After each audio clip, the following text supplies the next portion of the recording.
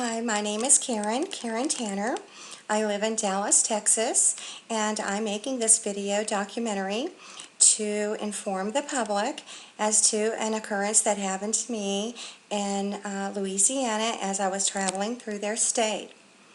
I had a vehicle break down in Mobile, Alabama, and took it to a automotive repair shop, told them that I would be back in a week or so to pick up my vehicle. I had to hitchhike a ride through the state of Louisiana on into Texas.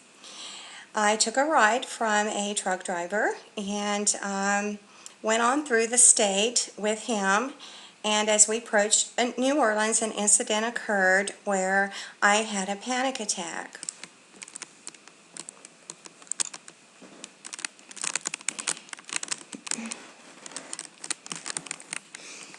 Here is my luggage that I had taken out of my car to go with me to Texas. I had my clothing in it, and there is the bag there. That is the large bag, and here is the smaller bag.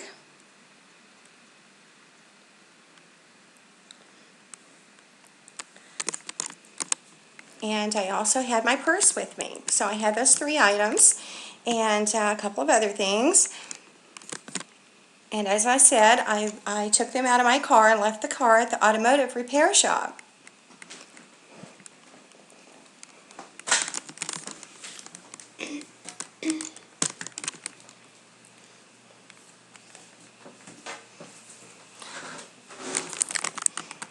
I would like to continue this story and let you know what I endured while traveling through the state of Louisiana.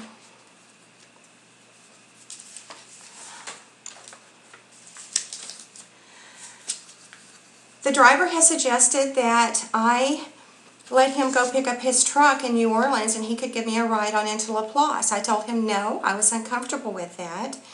And he went ahead and he drove me to LaPlace, and he parked his truck at a Shell station off of the I-10. And when he parked, I went to get my bags, and he got up and came and stood right in front of me and suggested that I give him a massage. I had told him I was a massage therapist. And I declined his offer, told him I was uncomfortable with that I wanted to get another ride and make it on into Texas.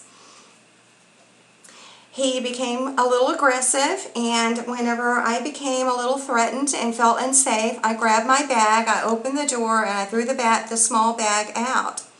I then told him to please give me my other bag, and a struggle began. He wanted me to get out of the vehicle first and said he would hand it to me.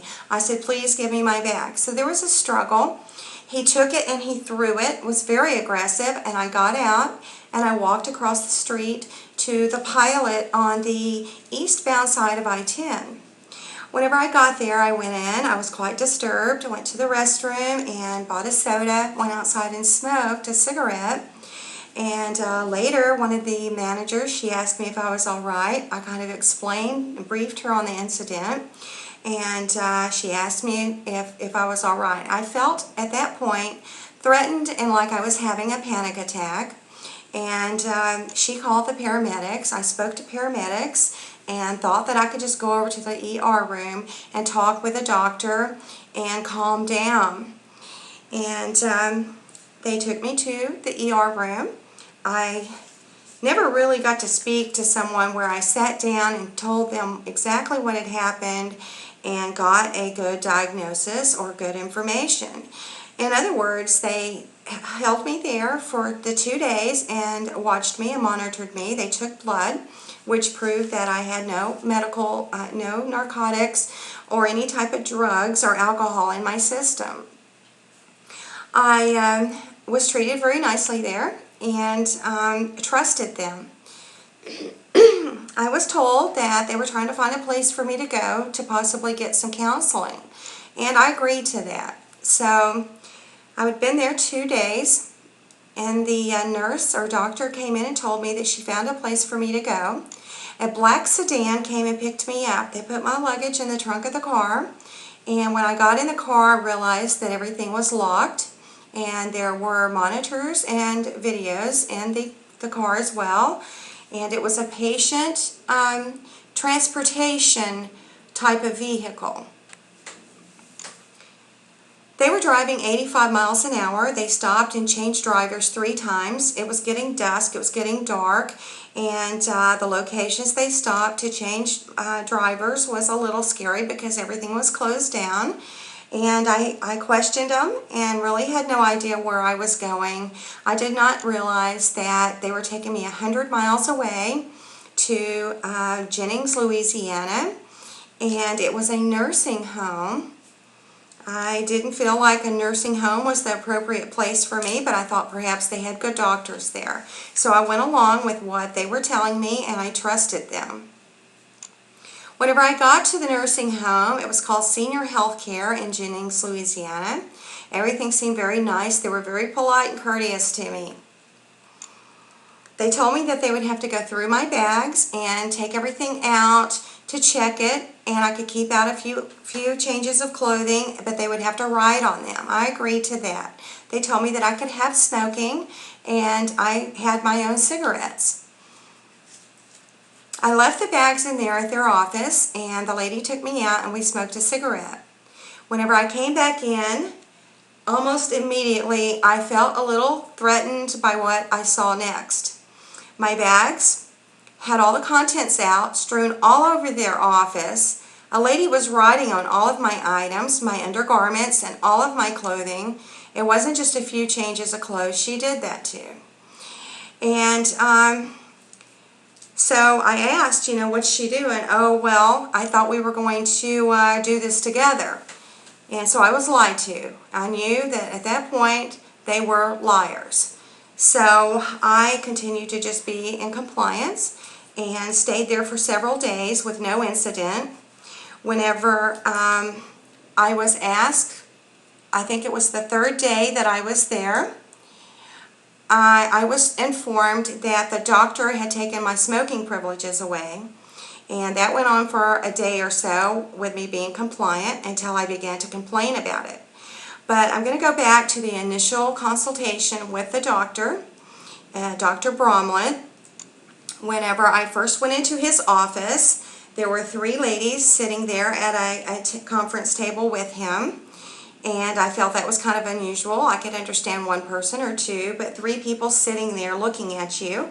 I wanted to sit and have a conversation with the doctor and try to figure out what to do about the panic attack that I had, and that didn't happen. As soon as I started talking to him, his first questions were, "Are you homeless?" The next questions were, "What were you doing?" And whenever I tried to explain to him, I said, "Maybe you might not believe what I have to tell you," and I never got to tell him. He immediately snapped at me and said he did not believe me, although I'd never told him anything. I mentioned the words MK Ultra, and he became very angry. I think that the 3 women should be questioned about that because they seemed very surprised at his anger. And that pretty much ended our conversation. And so I continued just to stay there and never really got any medical treatment. Most of the patients there were geriatric patients, some of them incoherent. So the lady that did speak every day, it was on a grade level, educational level, and had nothing to do really with me. I was in the inappropriate place. I felt it was very insulting, and very bad medical decisions made for my well-being. Pardon me. I continued on enduring pardon me, what was going on, and wasn't too pleased about it. I never really expressed too much of that. I just was very compliant.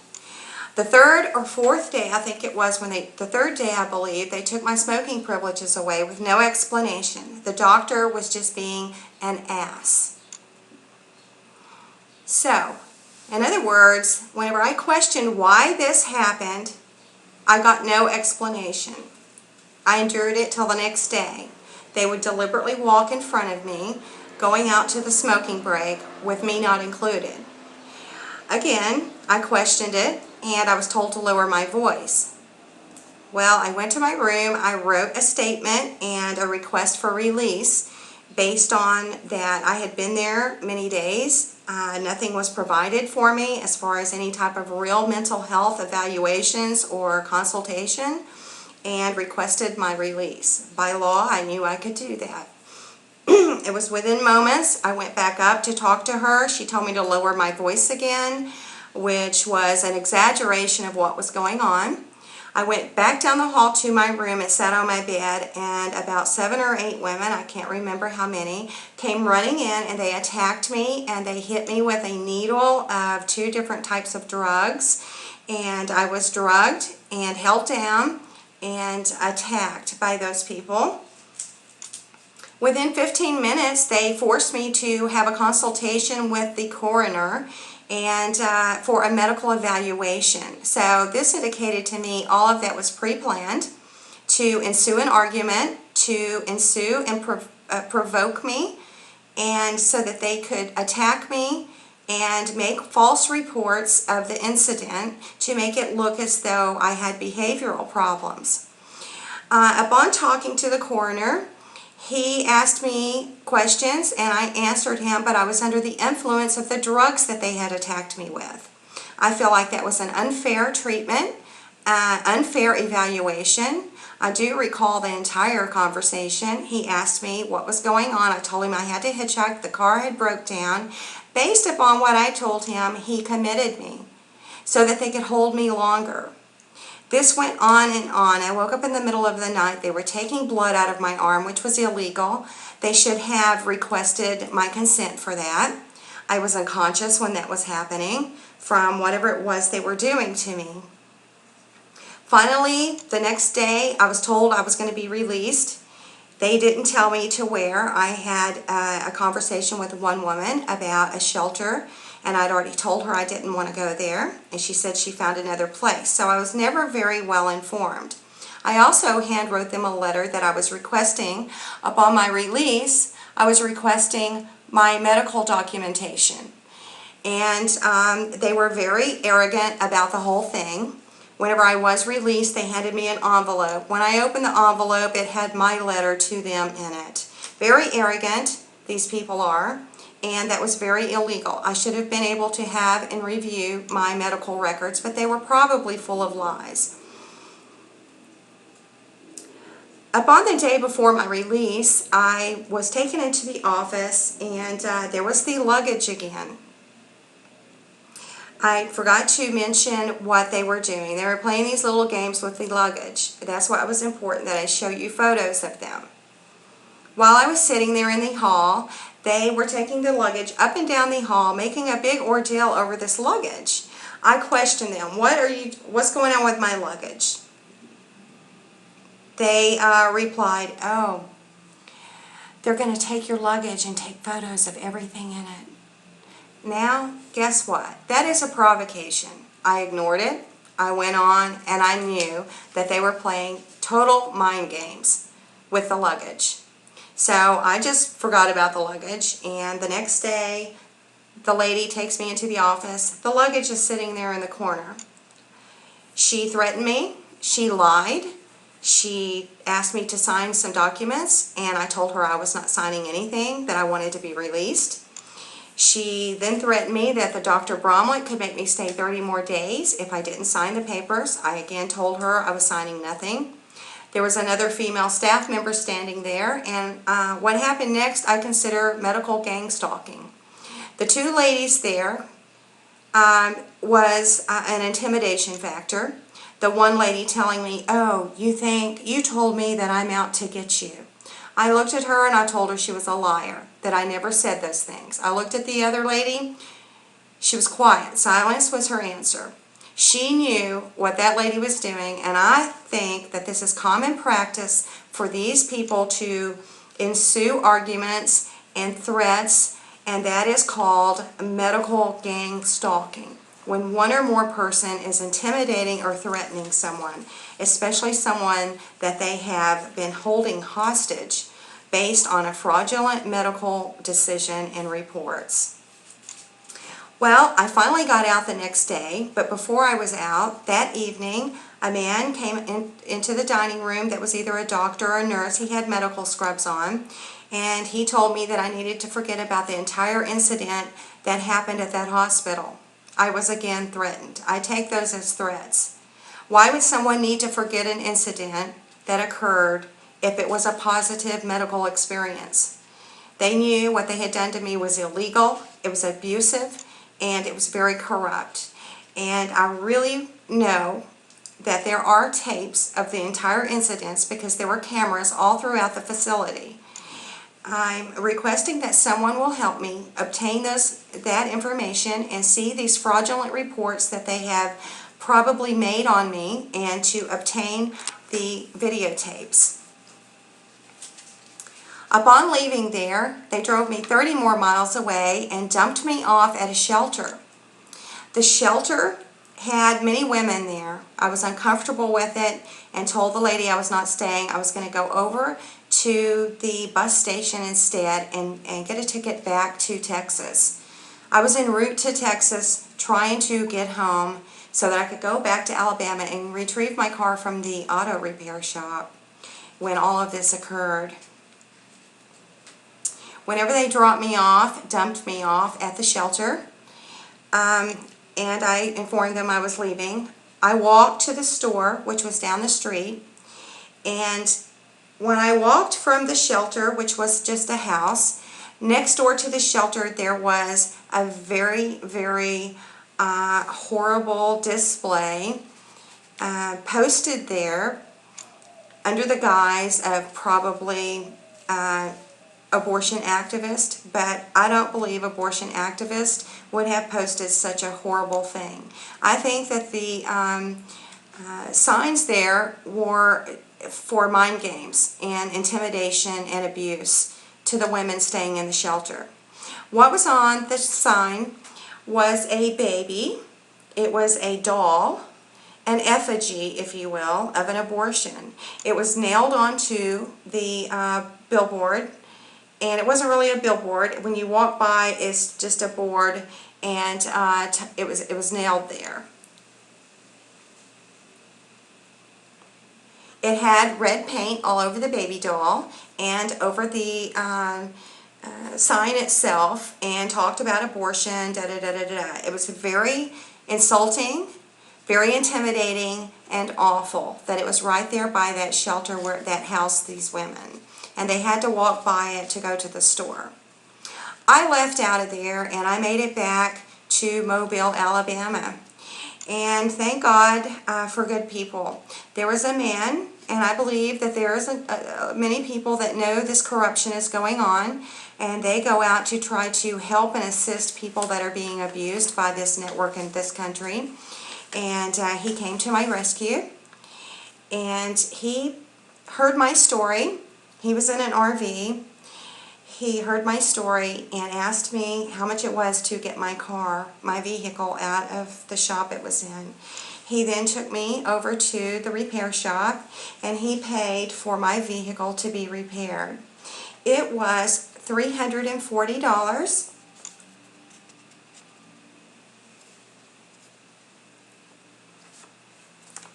And I am so pleased that God sent this messenger to me. He helped me and heard my story, and he paid for my fuel to go up to Tennessee and to come across back to Texas so that I did not have to go through Louisiana again. And I will never go through the state of Louisiana because of the post-traumatic stress disorder that I now have over the medical profession. Anyone viewing this tape, I would advise you to be very cautious with any of these doctors, and I wouldn't trust one of them. And at this point, because of what happened to me, if I felt that I did need medical attention, I would think twice before going to a psychiatrist. As I've told you, the psychiatric community consists of a lot of very corrupt things. With these prostitutes of sex surrogacy, they are licensed psychiatrists, licensed sex therapists, licensed by some state, and usually the health department licenses with professional licensing. And I find it very disturbing, and I find what happened to me very disturbing. I would like to form an organization So if you're interested in any type of support or organizing with me, or if you would like to hear my story or use my story in any of your other advocacy, I would be pleased about that. And there is a website sponsored by the Scientologist. I am not a Scientologist, but I did want to share this information with you. They have websites up because they do know of the corruption in the mental health regime, and it is a regime. It is called mentalhealthabuse.org, and like I said, that is sponsored by the Scientologist, and I am so pleased that they are there to help and get reports from the public about the abuse that they are enduring. Now, what happens then after that? We need some good attorneys that are honest and for the people, that can help us go up against these sadistic doctors. And they do practice a lot of sadistic things with people, and they play a lot of mind games with patients that are being held against their will in facilities across the country. I just don't know what else to say in regards to what happened. I'm hoping that sharing my story with others can help you understand the extreme measures these people go through to extort money from people, hold them against their will, falsify medical records, and abuse people. I thank you so much for listening to my concerns and my story. If you have any questions or comments, please feel free to contact me. My email is KarenJTanner@live.com. My phone number is 214-422-3075. I so appreciate you listening to me, and hope you have a wonderful day.